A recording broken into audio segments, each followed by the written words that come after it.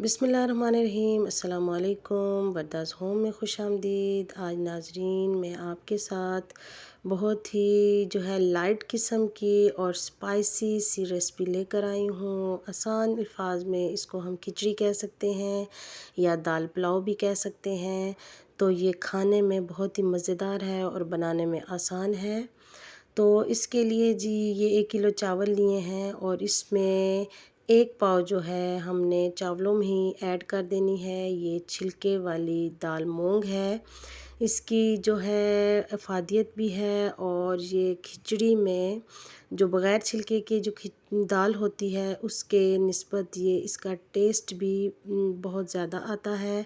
अब इन दोनों चीज़ों को हमने अच्छे से साफ़ कर लिया है और अब इसको हम भिगोने के लिए रख देंगे। आध पौन घंटा जो है हम इसको भिगोएंगे। तो साथ ही हम जो है अपना मसाला रख लेते हैं। ये जी नाजरीन ज़ीरा डाल दिया है और ये खड़े मसाले डाले हैं। खड़े मसालों में हरी जो इलायची है, मोटी इलायची है और दालचीनी है और एक जो है तेज़पात है। इन मसालों को जो है अच्छे से फ्राई करने के बाद इसमें प्याज डाल देना है और प्याज को फ्राई करेंगे। साथ के साथ हमने लहसुन, हरी मिर्चें और अदरक का जो है 2 टुकड़े लिए हैं। 1 खाने का चम्मच इसमें ज़ीरे का लिया है बड़ा भर के और साथ जो है 2 खाने के चम्मच इसमें साबुत धनिया है मेरे पास चॉप किया हुआ था। इन चीज़ों को हमने इस तरीके से कूट लेना है और ये इस खिचड़ी में मज़ेदार किस्म का टेस्ट लेकर आएंगे।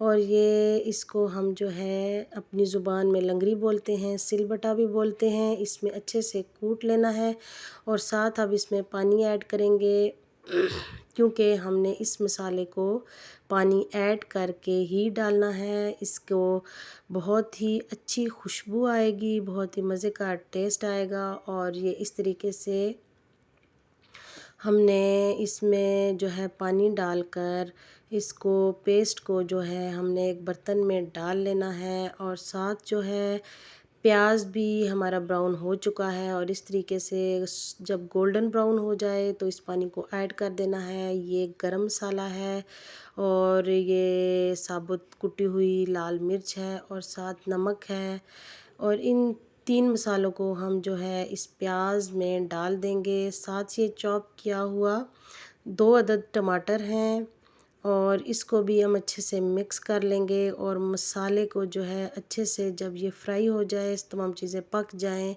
तो ये नाप कर जो है पानी डाल देना है। मैंने इस बर्तन में जो है पानी को नाप लिया था। पानी को बॉयल आ चुका है। अब इसमें चावलों को डाल लेंगे और अच्छे से मिक्स कर लेंगे और जब बॉयल आ जाए और दम के करीब चावल हो जाए, नमक वगैरह चेक कर लें, तो इसको जो है नाजरीन दम लगा लें